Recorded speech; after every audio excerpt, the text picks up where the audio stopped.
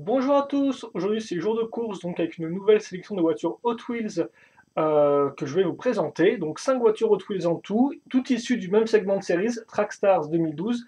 Et donc on va en parler tout de suite. On va commencer avec la Open Roadster, sortie pour la première fois en 2002, designée par Mark Jones et sortie entre 2002 et 2013 en 12 variantes différentes. Donc voilà à quoi elle ressemble. Niveau schéma de couleur, on aura du un bleu clair métallisé. Alors j'ai plus le type brossé, un peu, voilà, du métal brossé, ainsi que du orange, comme on peut voir, orange transparent pour le cockpit, et du chrome pour le moteur. Donc comme on peut le voir, la Open Roadster, eh bien c'est un roadster ouvert, comme son nom l'indique, et vous pourrez aussi remarquer qu'en fait, ce qui est intéressant de ce véhicule, c'est les différentes formes qui se suivent et se succèdent. Et donc par exemple, on peut noter donc déjà la présence de formes, on va dire, un peu courbées, assez élégantes. C'est par exemple le cas du cockpit, donc qui est ouvert, hein, je vous le montre d'ailleurs si on regarde de haut, voilà à quoi ça ressemble, ce qui est plutôt cool. Et c'est aussi le cas, comme on peut remarquer, des pots d'échappement qui ont une forme vraiment très sympathique, parce que le moteur donc, commence ici, donc regardez bien comment on fait la forme, une belle courbe bien soignée, puis ensuite regardez bien les pots d'échappement, ils partent dans cette direction-là, donc vers l'extérieur, puis ensuite ils reviennent vers l'intérieur, et donc partent vers l'arrière. Hein. On peut d'ailleurs les voir comme ceci, si on regarde la voiture de l'arrière. Donc on a vraiment ces espèces de formes qui sont très jolies. J'aime beaucoup la forme du pot d'échappement. Et donc voilà, on a ces espèces de formes qui sont assez souples, assez arrondies, qui sont en fait cassées par des formes qui sont beaucoup plus lourdes, compactes. C'est par exemple le cas de l'avant du véhicule, comme on peut le voir, avec une espèce de grosses parties métalliques qui remontent en l'air. Et ça, c'est pareil avec l'aileron. Hein. Des fois, les ailerons sont faits avec des petits bouts de plastique. Là, ça fait partie des pièces en métal du véhicule. Donc ça fait qu'on a un aileron qui a l'air beaucoup plus massif tout de suite. Hein. Ça, je pense que vous pouvez le voir à ce niveau-là. Et il en va de même avec, en fait, regardez ça, à ce niveau-là, là, la voiture donc, va vers l'intérieur, la carrosserie va vers l'intérieur, donc ça donne encore un peu plus une forme aérodynamique, une forme un peu plus élégante, fine, et ça, à nouveau, c'est cassé par donc des grosses plaques en métal qui font partie du dessous du véhicule, et donc vous pouvez voir à ce niveau-là, hein, c'est vraiment des plaques toutes droites qui au final cassent un peu la forme de l'ensemble, mais qui aussi donnent, on va dire, à l'ensemble quelque chose, un aspect un peu plus carré, un peu plus compact. Et donc moi, c'est ça que j'aime bien de ce véhicule-là, c'est qu'on a cette espèce de contraste, donc avec des formes qui sont assez élégantes, des belles courbes, aussi bien au niveau du cockpit que sur les pochetements. Et donc ces formes-là sont un peu, entre guillemets, cassées par des formes qui sont beaucoup plus brutes, hein, qui sont beaucoup plus, comme je disais, un peu plus grosses, voilà, un peu plus compactes, épaisses. Et donc c'est ça que j'aime bien avec ce véhicule-là, voilà. Et donc pour finir, bon, vous pouvez noter bien sûr forcément que les roues arrière ne sont pas entre guillemets couverte par la carrosserie.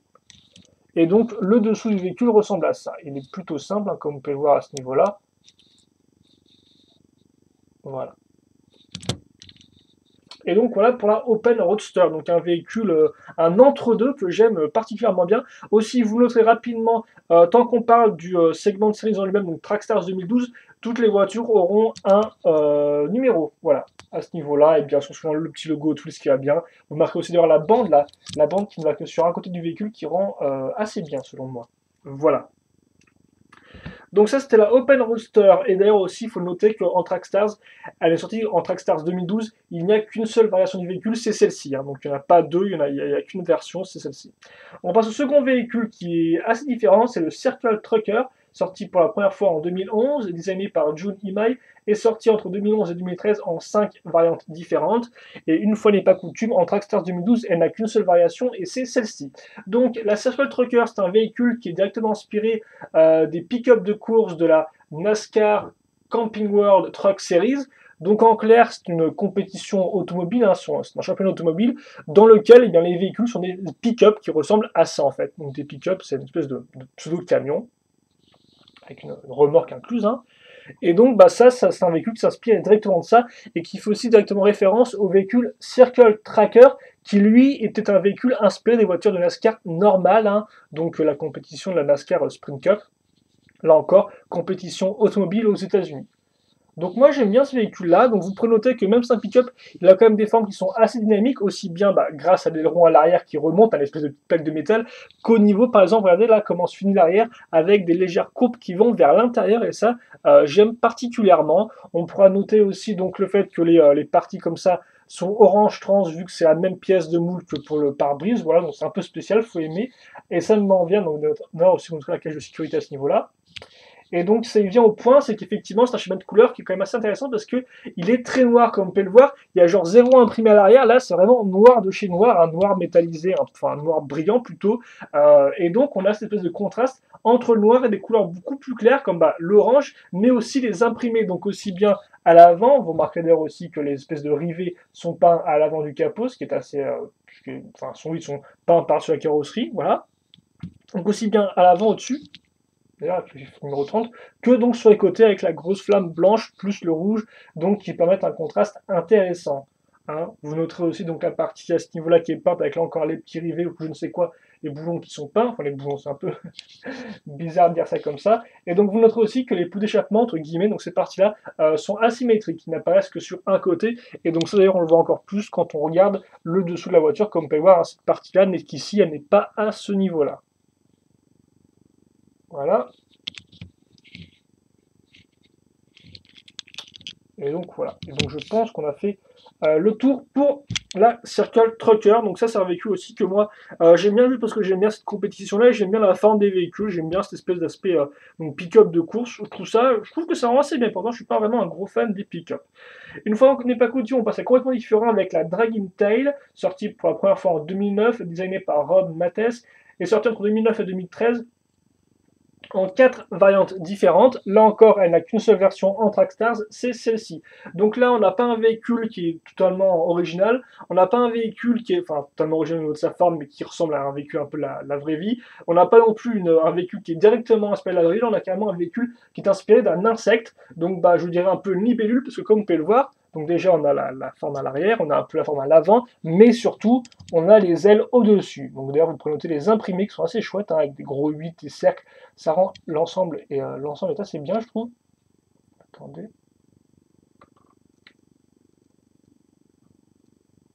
Voilà. Donc, une fois n'est pas coutume, on a voilà, des beaux imprimés. Après, pour le chemin de couleur, comme vous pouvez le voir, hein, on a du vert pomme, du bleu métallisé et du chrome sur le moteur, qui est quand même assez gros et assez apparent. Ça, on y reviendra juste après. Voilà, et d'ailleurs, je tiens à noter que les ailes, vous pouvez les enlever.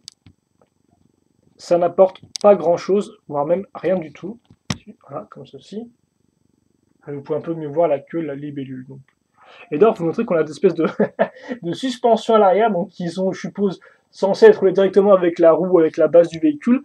Donc ça c'est marrant. Donc oui, rapidement, deux choses que j'aimerais bien noter sur ce véhicule-là, parce que je pense qu'il parle un peu de lui-même. Donc la première chose déjà, c'est le moteur, donc qui est très taillé. Donc bien sûr, on aura des sortes de petits yeux à ce niveau-là, on aura des tubes qui partent dans tous les sens, hein, aussi bien ici que sur les côtés. Donc on a vraiment un joli moteur, je trouve. Voilà.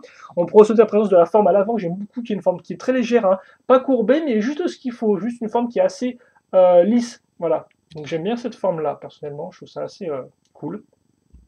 Ensuite, autre chose que je veux noter, c'est qu'effectivement, on a la libellule qui a un aspect qui est quand même assez fin, donc assez longiligne, ça se voit au niveau de la base, au niveau des ailes, mais en fait tout ça est cassé par la base, comme on peut voir la base, et bien c'est vraiment une grosse structure métallique, hein, vraiment très carrée, qui ne, voilà, l'exemple parfait, c'est regardez le modèle en dessous, comme on peut le voir, c'est vraiment tout droit, tout carré, donc c'est assez spécial, il faut aimer un peu cet aspect-là, voiture fin mais pas trop non plus, voiture fine plutôt mais pas trop non plus, donc voilà, faut aimer. Après moi c'est vrai que j'ai acheté avant tout parce que c'est un modèle qui était Trackstars 2012 et que j'en fais la collection, mais après force est d'avouer que c'est pas mon modèle préféré, mais voilà, au moins l'original, et donc vous pouvez avoir une voiture inspirée d'une libellule, hein, si ça peut en intéresser certains, voilà à quoi ça ressemble. Autre voiture avec une inspiration assez forte, c'est la Fast Cash, sortie pour la première fois en 2011. Je n'ai pas le designer, je sais par contre qu'elle est sortie en 4 variantes différentes entre 2011 et 2013. Et encore une fois de plus, sa version Trackstars 2012 ne possède qu'une version, c'est celle-ci. Donc la Fast Cash est inspirée d'un espèce de fourgon pour transporter de l'argent. Et donc l'argent d'ailleurs qui est le thème du véhicule, parce que comme vous allez le voir, donc je vais faire. Donc on a un beau gros signe dollar à l'avant sur le moteur. Hein. Un aspect un peu hot-rod comme du véhicule. On a aussi forcément les détails comme par exemple les rivets et les portes blindées. Donc là c'est vraiment même la carrosserie, hein, c'est pas juste un effet de peinture, ça c'est plutôt cool. L'arrière, comme on peut voir, on a une combinaison de codes, hein, donc plutôt l'espèce de serrure de coffre-fort, comme on peut voir donc à tourner. c'est tout sympathique. Et d'ailleurs, c'est carrément un coffre, hein, comme vous pouvez regarder là. Là, vous avez les ouvertures, donc les petites charnières pour ouvrir le coffre. Et là, donc, vous avez un peu, entre guillemets, la poignée à ce niveau-là. Donc là, vous avez la combinaison, et puis voilà, donc ça, c'est bien fait aussi. Et enfin, un dernier élément, c'est le dessus de la voiture, donc qui est un peu courbé. En fait, c'est pour bloquer les billets, hein. Donc on met les billets ici, après on les bloque comme ça, c'est un espèce de... Donc je sais pas comment on appelle ça en vrai, mais voilà, donc ça prend cette forme-là, donc c'est assez intéressant, je n'avais pas remarqué. Et donc c'est quand j'ai eu la description que je m'en suis rendu compte. Donc voilà, le dessus, on parle avec des chiffres, des beaux gros signes de l'arrêt dérivés qui sont peints. À noter, vous pouvez enlever ça si vous le souhaitez. Même ça ne sert à rien, hein, à part qu'on pourrait comparer ça avec des rangements pour billets, je suppose. Mais voilà. C'est peut-être un peu cherché, loin, sur l'occasion. Un plaque comme ceci. Et donc voilà. Pour la face cache, alors vous pouvez aussi noter rapidement les pots d'échappement qui remontent à l'avant, c'est assez intéressant comme effet, j'aime bien. Voilà. Et donc cet aspect-là. Donc c'est là encore, c'est un véhicule que j'ai en tout pris pour la collection. Je suis pas vraiment un gros fan, mais au moins je dois avouer que le schéma de couleur là marche bien, parce que effectivement le premier schéma de couleur, la face cache, c'était genre je crois du doré et un peu de violet, c'était très bizarre, et c'était pas super élégant. Là au moins, même si je suis pas non plus un gros fan de la forme générale du véhicule, il a un schéma de couleur qui est assez passe-partout, noir et rouge, mais qui rend bien et qui est efficace. Donc voilà, la face cache, version Trackstars 2012. Et enfin, cinquième et dernier véhicule de cette sélection-là, ce sera la Scupa di Fuego, sortie pour la première fois en 2010, designée par Mera Peralta, et sortie entre 2010 et 2013 en 5 variantes différentes. Voici la version Trackstars 2012, et là encore une seule version au sein de ce segment de series. Et donc la Scupa di Fuego, eh bien, on l'a déjà vu 2 fois, hein, dans sa version New Models et dans sa version pack de 5, dans une version pack de 5.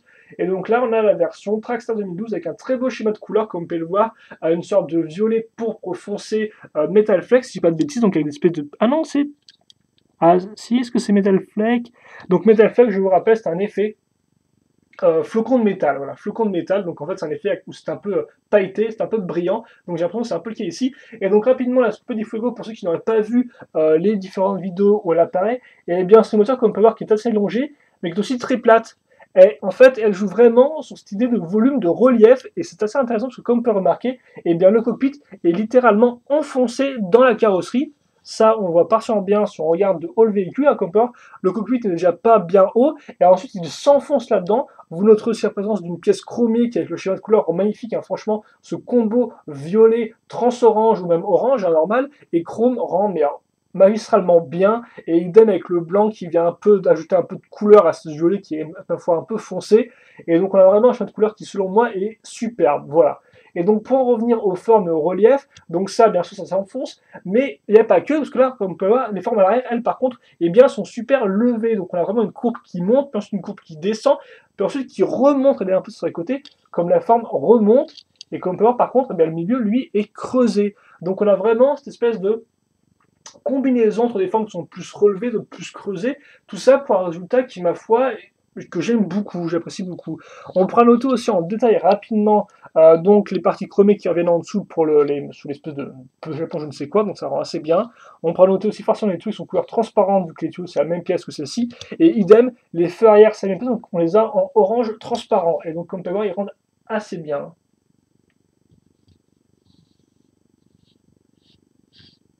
Donc voilà, donc un véhicule qui est très enfoncé, très plat, mais qui rend, somme toute, bah voilà, moi j'aime beaucoup la forme. Et donc écoutez, je pense que c'est tout pour cette sélection-là. Donc je vais prendre ça, hop, je vais vous sortir un petit bouquin, comme ceci. On va repasser en macro automatique, et donc nous on va faire rapidement un petit bilan. Donc, alors dans cette vidéo, vous avez vu la Open Roadster, voilà, vous avez vu la Circle Trucker, la Dragon Tail, la Fast Cash, et enfin la Scupa di Fuego, toutes dans leur version Trackstars 2012. Donc voilà. Une fois n'est pas coutume, je vais essayer de les mettre un peu plus sur la diagonale, comme ceci. Et donc ensuite,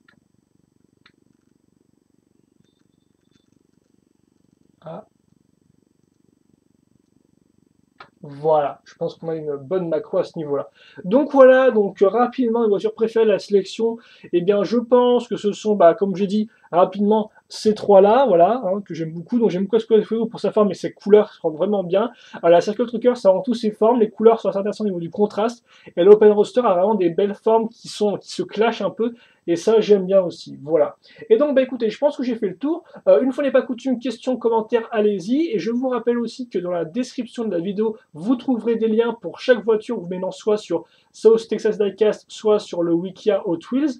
Et donc, sur ces liens, vous trouverez les différentes variations du véhicule, hein, donc de leur date de sortie à nos jours. Et donc, à chaque fois, eh bien, vous pourrez voir sur Internet des photos des différentes variations. Par exemple, imaginons, vous avez flashé sur la Scoopy di Fuego, et bien, vous allez sur le lien, et puis vous verrez ces différentes variations, dans quelle catégorie elle est sortie, et dans quelle couleur. Et donc, voilà, ça peut être, je pense, intéressant pour tous. Et donc, écoutez, moi, je vous laisse là-dessus. Passez une bonne journée, portez-vous bien, et donc on se retrouve plus tard pour une nouvelle sélection de voitures Hot Wheels. Allez, à plus.